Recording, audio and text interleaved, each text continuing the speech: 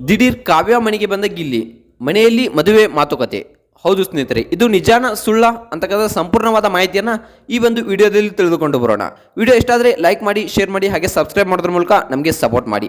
ಹೌದು ಸ್ನೇಹಿತರೆ, ನಿನ್ನೆ ರಾತ್ರಿ ದಿಢೀರ್ ಆಗಿ ಕಾವ್ಯ ಶೈವ ಅವರು ಗಿಲ್ಲಿಗೆ ಕಾಲ್ ಮಾಡಿದ್ರು. ಹೌದು ಸ್ನೇಹಿತರೆ, ನಾನು ನಿಮ್ಮನ್ನು ತುಂಬ ಮಿಸ್ ಮಾಡ್ಕೊಳ್ತಾ ಇದ್ದೀನಿ. ನೀವು ನನಗೆ ಬಿಗ್ ಬಾಸ್ನಲ್ಲಿ ಇದ್ದಾಗ ಕಾಡೋ ರೀತಿ, ಕಾವು ಕಾವು ಅನ್ನೋ ರೀತಿ, ಹಾಗೆ ನೀವು ಒಂಥರ ನನಗೆ ತುಂಬಾ ಮಿಸ್ ಮಾಡ್ಕೊಳ್ತಾ ಇದ್ದೀನಿ ಅಂತಕ್ಕಂಥ ಮಾತನ್ನು ಇಲ್ಲಿ ಕಾವ್ಯ ಶೈವ ಅವರು ಹೇಳಿದ್ದಾರೆ. ಹಾಗೆ ಗಿಲ್ಲಿ ಈ ಮಾತಿಗೆ ಏನು ಬಂದಿದ್ದಾರೆ ಅಪ್ಪ ಅಂತಂದರೆ, ಹಾಗಿದ್ರೆ ಬಂದ್ಬಿಡು, ಮದುವೆ ಆಗು, ಇಬ್ಬರು ಒಟ್ಟಿನಲ್ಲೇ ಇರೋಣ ಅಂತಕ್ಕಂಥ ಮಾತನ್ನು ಇಲ್ಲಿ ಗಿಲ್ಲಿ ಅವರು ಹೇಳಿದ್ದಾರೆ. ಇಬ್ಬರು ಒಂದೇ ಆಗಿದ್ದರೆ, ಮದುವೆ ಆಗಿದ್ದರೆ ಖಂಡಿತವಾಗಿಯೂ ನಾನು ನಿನ್ನನ್ನು ಕಾಡೇ ಕಾಡ್ತೀನಿ ಅಂತಕ್ಕಂಥ ಮಾತನ್ನು ಇಲ್ಲಿ ಗಿಲ್ಲಿ ಅವರು ಹೇಳಿದ್ದಾರೆ. ಒಟ್ಟಾರೆ ಹೇಳಬೇಕಾದ್ರೆ ಗಿಲ್ಲಿ ಅವರು ಅವರ ಮನೆಗೆ ಹೋಗಿದ್ರ, ಕಾವ್ಯ ಶೈವ ಅವರ ಮನೆಗೆ ಹೋಗಿ ಮಾತುಕತೆಯನ್ನು ಮಾಡಿ ಬಂದಿದ್ದಾರಾ ಅಂತಕ್ಕಂಥದ್ದನ್ನು ಇಲ್ಲಿ ನೋಡೋದಾದರೆ ಖಂಡಿತವಾಗಿಯೂ ಇದು ಒಂದು ಸುಳ್ಳು ಸುದ್ದಿ ಅಂತಲೇ ಹೇಳ್ಬೋದು. ಗಿಲ್ಲಿ ಅವರು ಕಾವ್ಯ ಶೈವ ಅವರ ಮನೆಗೆ ಹೋಗಿದ್ದು ನಿಜ, ಆದರೆ ಊಟವನ್ನು ಮಾಡಿಕೊಂಡು ಬಂದಿದ್ದಾರೆ. ಊಟವನ್ನು ಮಾಡಿಕೊಂಡು ಸುಮ್ಮನೆ ತಮಾಷೆಗೆ ಮಾತಾಡಿ ಬಂದಿದ್ದಾರೆ. ಗಿಲ್ಲಿ ನೀನೇ ನಮ್ಮ ಮನೆ ಅಳಿಯ ಅಂತಕ್ಕಂಥ ಮಾತನ್ನು ಕೂಡ ಇಲ್ಲಿ ಕಾವ್ಯ ಶೈವ ಅವರ ತಾಯಿಯವರು ಹೇಳಿದ್ದಾರೆ ಅಂತಕ್ಕಂಥದ್ದು ಸುದ್ದಿ ಆಗ್ತಾ ಇದೆ. ಅದು ನಿಜ ಇರ್ಬೋದು, ಆದರೆ ಗಿಲ್ಲಿ ಹಾಗೆ ಮತ್ತು ಕಾವ್ಯ ಅವರ ನಡುವೆ ಇರುವುದು ಸಂಪೂರ್ಣ ಫ್ರೆಂಡ್ಶಿಪ್ ಅಷ್ಟೇ. ಗಿಲ್ಲಿ ಹಾಗೆ ಕಾವ್ಯ ನಡುವೆ ಯಾವುದೇ ಪ್ರೀತಿ ಪ್ರೇಮದ ವಿಚಾರ ಇಲ್ಲ ಅಂತಕ್ಕಂಥ ಮಾತನ್ನು ಅವರೇ ಕೆಲವೊಂದಿಷ್ಟು ಫಂಕ್ಷನ್ಗಳಲ್ಲಿ, ಕೆಲವೊಂದಿಷ್ಟು ಕಾರ್ಯಕ್ರಮಗಳಲ್ಲಿ, ಕೆಲವೊಂದಿಷ್ಟು ಸಂದರ್ಶನಗಳಲ್ಲಿ ಹೇಳಿದ್ದಾರೆ.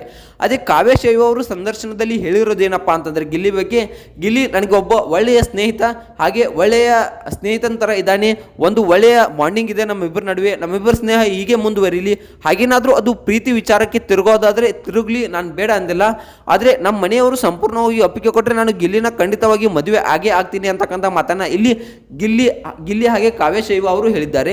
ಹಾಗೆ ಇಲ್ಲಿ ಗಿಲ್ಲಿ ಹೇಳೋದಾದರೆ ನಾನು ಖಂಡಿತವಾಗಿಯೂ ಕಾವ್ಯ ಶೈವ ಅವರನ್ನು ಮದುವೆ ಆಗೇ ಆಗ್ತೀನಿ ಅಂತಕ್ಕಂಥ ಮಾತನ್ನು ಕೂಡ ಇಲ್ಲಿ ಗಿಲ್ಲಿ ಅವರು ಹೇಳಿದ್ದಾರೆ.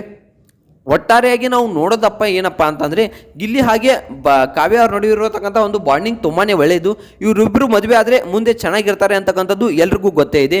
ಎಷ್ಟೋ ಬಿಗ್ ಬಾಸ್ ಸೀಸನ್ಗಳು ಮುಗಿದು ಬಂದರೂ ಕೂಡ ಈ ರೀತಿ ಜೋಡಿಗಳು ಎಲ್ಲೂ ಸಿಕ್ಕಿಲ್ಲ, ಸಿಗೋದು ಇಲ್ಲ. ಯಾಕಂದರೆ ಇಷ್ಟೊಂದು 11 ಸೀಸನ್ ಮುಗಿದರೂ ಕೂಡ 11 ಸೀಸನ್ನಲ್ಲೂ ಯಾವುದೇ ಈ ರೀತಿಯಾದ ಟ್ವಿಸ್ಟ್ ಜೋಡಿಗಳು ಇಲ್ಲೇ ಇಲ್ಲ. ಯಾಕಂದರೆ 11 ಸೀಸನ್ಗಳಲ್ಲೂ ಕೂಡ ಬಿಗ್ ಬಾಸ್ ಮುಗಿದ 2 ತಿಂಗಳಿಗೆ ಎಲ್ಲರನ್ನೂ ಜನ ಮರಿತಾ ಇದ್ರು. ಆದರೆ ಇಲ್ಲಿ ಎಷ್ಟೋ ತಿಂಗಳುಗಳು ಆದರೂ ಕೂಡ ಕಾವ್ಯ ಶೈವ ಹಾಗೆ ಗಿಲ್ಲಿ ಜೋಡಿಯನ್ನು ಯಾರೂ ಕೂಡ ಮರಿತಾ ಇಲ್ಲ. ಇಂದಿಗೂ ಕೂಡ ಕಾವ್ಯ ಶೈವ ಹಾಗೂ ಗಿಲ್ಲಿ ಅವರು ಇಬ್ಬರು ಒಂದಾಗಬೇಕು ಅಂತಕ್ಕಂಥದ್ದನ್ನು ಎಲ್ಲರೂ ಪೂಜೆ ಪುನಸ್ಕಾರಗಳನ್ನು ಮಾಡ್ಕೊಳ್ತಾ ಇದ್ದಾರೆ. ಎಷ್ಟೋ ಹರಕೆಗಳನ್ನು ಕೂಡ ಅಭಿಮಾನಿಗಳು ಕಟ್ಕೊಳ್ತಾ ಇದ್ದಾರೆ, ಗಿಲ್ಲಿ ಹಾಗೆ ಕಾವ್ಯ ಅವರು ಮದುವೆ ಅಂತ. ಒಟ್ಟಾರೆಗೆ ಹೇಳ್ಬೇಕಂದ್ರೆ ಇವರಿಬ್ಬರದು ಒಂದು ಒಳ್ಳೆ ಜೋಡಿನೇ ಅಂತಾನೆ ಹೇಳ್ಬೋದು. ಇವರಿಬ್ರು ಮದುವೆ ಆದರೆ ಒಂದು ಒಳ್ಳೆ ಸಂಬಂಧ ಆಗುತ್ತೆ, ಒಂದು ಒಳ್ಳೆ ಜೊತೆ ಆಗುತ್ತೆ ಅಂತಕ್ಕಂಥ ಮಾತನ್ನು ನಾವು ನೋಡ್ಬೋದು. ಹಾಗೆ ಒಟ್ಟಾರೆಯಾಗಿ ಹೇಳಬೇಕಾದ್ರೆ ಇವರಿಬ್ಬರು ಆದಷ್ಟು ಬೇಗ ಮದುವೆ ಆಗಲಿ, ಆದಷ್ಟು ಬೇಗ ಇವರಿಬ್ಬರ ಮನೆಯಲ್ಲಿ ಮಾತನಾಡಿ ಇವರಿಬ್ಬರ ಕಂಕಣ ಬಗ್ಗೆ ಕೂಡಿ ಬರಲಿ ಅಂತಕ್ಕಂಥದ್ದನ್ನ ನಾವು ಈ ಒಂದು ವಿಡಿಯೋದಲ್ಲಿ ಹೇಳೋಕೆ ಇಷ್ಟಪಡ್ತೀವಿ.